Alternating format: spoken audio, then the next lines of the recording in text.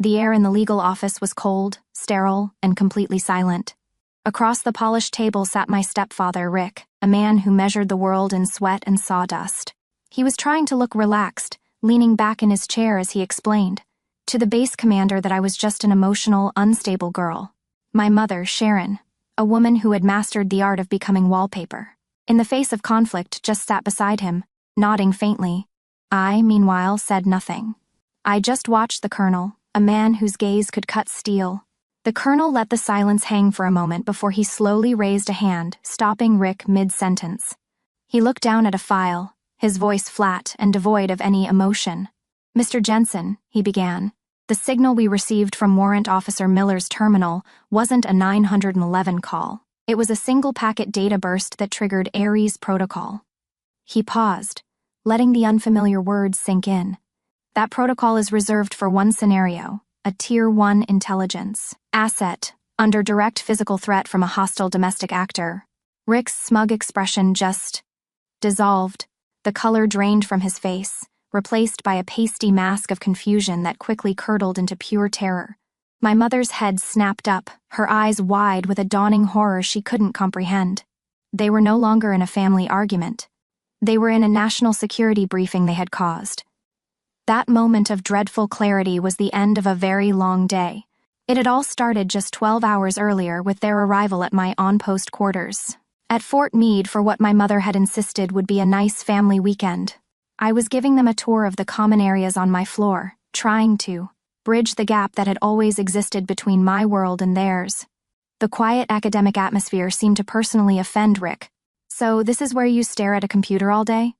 He scoffed, his voice echoing in the hallway. "Real high-speed stuff." He then paused before a framed photograph of my unit. We were in our professional attire, no weapons, no grit, just a group of focused analysts. He jabbed a thick finger at the glass. "Look at these pencil pushers," he said with a laugh. "My son lays concrete foundations. That's a real job." The old internal ledger started flipping in my mind. I saw every science fair project he'd ignored, every academic award he'd called a piece of paper. It was the same old story. If he couldn't lift it, it wasn't real. I opened my mouth to try and explain, to give him some sanitized glimpse into the gravity of what we did here. But my mother cut me before I could start. "Honey, don't bore Rick with shop talk," she said, her voice laced with that familiar placating tone. "Just show us your room." He chuckled, thinking it was just another joke at my expense.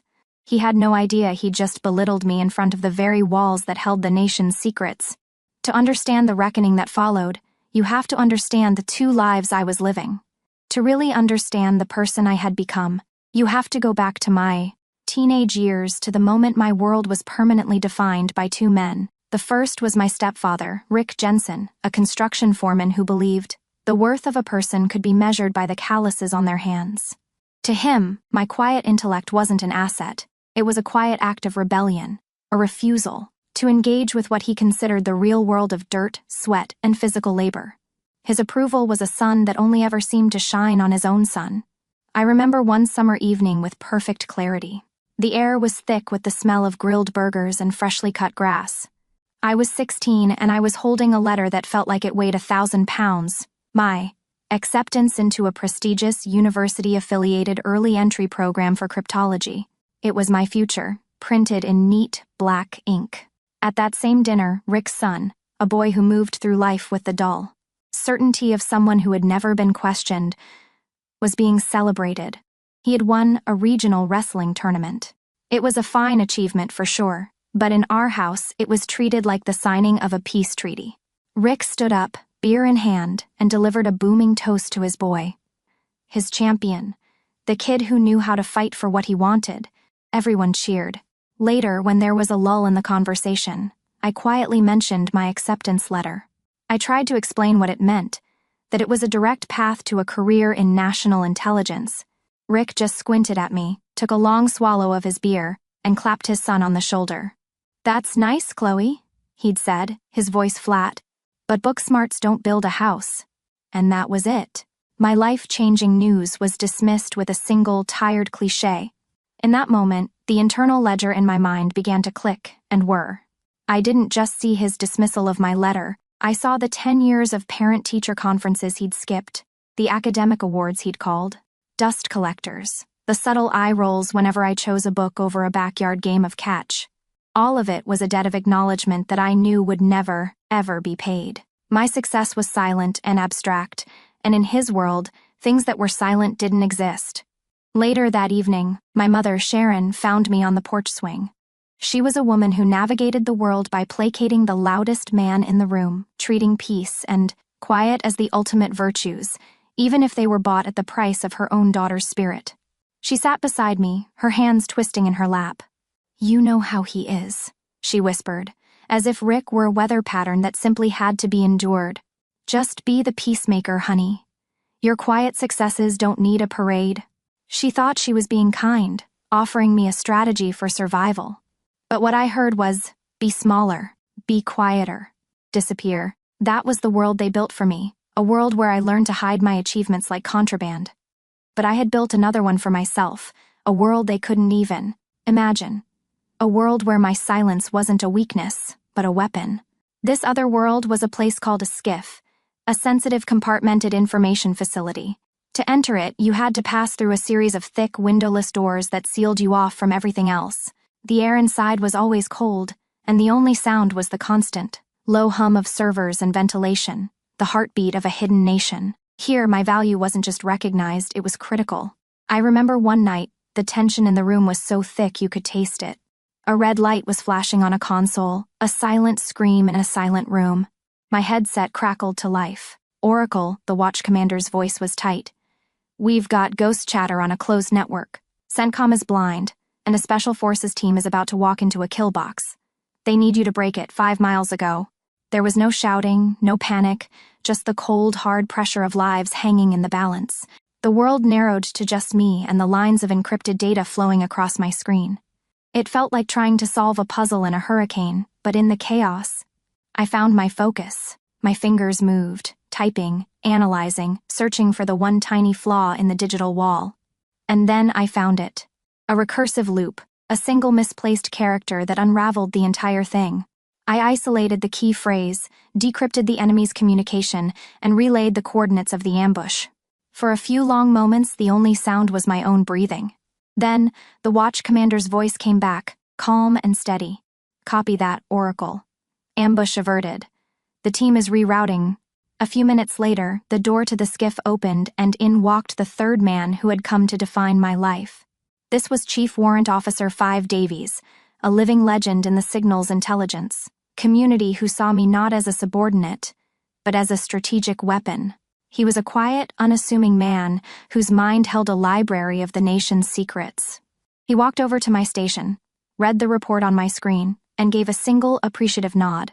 "Good work, Oracle," he said, his voice a low rumble. "You just bought them another day." There was no parade. There was no toast. There was just the profound, unshakable weight of earned respect from someone who truly understood. That one sentence from him was worth more than a lifetime of hollow praise from Rick. For years, I had accepted both worlds. I let them call me a glorified secretary because it was easier than fighting. But that night, when his fist hit my face, he didn't just break the peace. He broke protocol. And in my world, protocol is everything. Later that night, the fragile peace in my small quarters finally shattered. The argument simmered for hours. Rick, his voice thick with alcohol and resentment, finally let loose the ugly insecurity he'd been hiding beneath his bravado. He cornered me between my desk and the wall, his face inches from mine. "You walk around here like you're better than us," he roared, spittle flying from his lips. Before I could even process the words, he shoved me, hard. I stumbled backward, the edge of the desk digging into my spine. My encrypted, work-issued laptop, my portal to that other world, slid a few inches from the impact. From the doorway, my mother's voice was a pathetic whisper. "Rick, please, stop." It was the plea of a woman who had already surrendered. As he advanced on me again, a cold wave of adrenaline washed over me, and through the panic, years of training suddenly clicked into place. My hand, acting almost of its own accord, dropped to my desk. My fingers found the keyboard's familiar shape. I didn't have time to open it. I didn't have time to think. I just pressed the sequence. a pre-programmed combination of keys drilled into my muscle memory for scenarios involving capture, coercion, or duress. A tiny LED on the locked device flashed red just once and then went dark. He was on me before I could even breathe. His hand clamped down on my shoulder, and I felt a sickening crunch as he slammed me against the wall. Pain, white-hot and blinding, exploded behind my eyes. The blows that followed were a chaotic, brutal blur. But the sharpest pain wasn't physical. It was the image, seared into my brain, of my mother standing frozen in the doorway. She just watched. She did nothing. My consciousness began to fade, the room dissolving into darkness. My last coherent thought was a line from a security briefing, a phrase that now felt like a desperate prayer. The signal is silent. The response is not. I didn't understand what happened next, but I was told later, in meticulous detail, how the gears of a machine I belonged to began to turn with terrifying speed, miles away on the sterile, silent watch floor of the Army's intelligence. And Security Command, a single alert flashed across a massive screen. It wasn't loud or flashy, it was a simple, high-priority notification that cut through everything else. It was my duress signal. My call sign, Oracle, was illuminated next to the words Ares Protocol, followed by my exact building and room number. A seasoned watch officer swore, grabbed a secure phone. His voice was cold, precise, and urgent. "Sir, we have an Ares activation. I need the base commander, JAG, and a QRF from the 704th Military Intelligence Brigade. Now." It wasn't a call for help. It was the activation of a failsafe designed to protect a national security asset, and the response was already in motion. When I walked into the Article 32 preliminary hearing room, the first thing I noticed was the silence. It was a heavy, formal silence, amplified by the polished wood of the furniture and the stoic American flag standing in the corner. My left arm was snug in a sling, a dull, throbbing reminder of the night that had led us here. But inside, I felt a stillness I hadn't known in years. I sat at the table with my representative, a stone-faced JAG captain, and next to her, offering his silent, unshakable support, was Chief Warrant Officer 5 Davies. Across from us, in another world entirely, sat my mother and Rick. They had hired a civilian lawyer, a man in a rumpled suit who looked visibly panicked by the sheer number of uniforms in the room. He kept wiping his palms on his trousers. A goldfish who had just realized he'd been dropped into the middle of the ocean. Rick was trying to be arrogant, leaning back with a dismissive smirk, but the fear in his eyes was a twitch he couldn't control. And my mother, she just looked small, a ghost haunted by choices she refused to acknowledge. Their lawyer began, his voice shaky, attempting to frame the entire event as a simple domestic misunderstanding that got out of hand. The phrase was so absurd, so insulting I almost laughed. He painted a picture of a loving family and a daughter prone to hysterics. Then, Rick took the stand. I watched him lie under oath, the words spilling out of him with practiced ease. He described me as unglued and disrespectful. He claimed he had to restrain her for her own safety after I became hysterical. It was the same script they had used my entire life. Every time I had a legitimate grievance, I was hysterical. Every time I stood up for myself, I was disrespectful. My mother was next, and her performance was even more devastating. Through carefully rehearsed tears, she told the presiding colonel how I had always been overly sensitive and prone to exaggeration. She was confirming their narrative, erasing my reality just as she had always done. I sat there, my expression a mask of ice, but inside the ledger was open. Every dismissed achievement, every ignored cry for help, every time I was told to be the peacemaker. It all culminated in this moment, in this room, in their final desperate lie. When they were finished, our JAG captain rose. The civilian lawyer braced himself for a cross-examination about the details of the assault. But our captain didn't ask a single question that night. Instead, she said 2 words that changed the gravity in the room. "Call CW 5 Davies." A ripple of confusion went through the other side. Davies walked to the stand with a quiet authority that commanded the room's absolute attention. The prosecutor asked him to explain, in unclassified terms, my duties. Davies looked not at the lawyer, but at the presiding colonel. "Warrant Officer Miller is a senior cryptanalytic technician," he stated, his voice clear and steady. "She provides direct, time-sensitive signals intelligence to forward-deployed special operations units. Her cognitive and physical well-being are a matter of mission readiness. Words hung in the air, each a perfectly weighted stone. Time-sensitive. Special operations. Mission readiness. I saw my mother's brow furrow, trying to fit those concepts into the box she had built for her sensitive daughter. She couldn't. It was a language she didn't speak. The JAG prosecutor then turned to the colonel. "Sir," she said, her voice cutting through the silence. "The charge is not just assault. It is assault on a federal officer, and under Article 134 of the UCMJ, actions prejudicial to the good order and discipline of the armed forces." Rick's lawyer started to rise, but the prosecutor continued, her voice gaining strength. "When Mr. Jensen assaulted Warrant Officer Miller, he didn't just harm a family member. He incapacitated a Tier 1 intelligence asset. Tier 1 intelligence asset." The phrase landed like a bomb. "The Ares protocol she activated," the prosecutor pressed on, "is the same high-level alert that would be used if she were compromised by a foreign intelligence service. From a command perspective, this incident was handled as a potential national security breach." Finally, the presiding colonel, who had been listening with unnerving stillness, turned his gaze directly on my stepfather. Rick visibly flinched, his bravado completely gone, replaced by the raw animal fear of a trapped man. "Let me be perfectly clear, Mr. Jensen," the colonel said, his voice low and dangerous. "Your actions triggered a national security response. You weren't met by two local cops asking about a noise complaint. You were met by a military police quick reaction force under orders to secure a compromised United States military asset. You are not in a county court, arguing over a misdemeanor. You are subject to federal prosecution on a United States military installation for assaulting an officer of the United States Army." I watched Rick's entire world crumble in that single moment.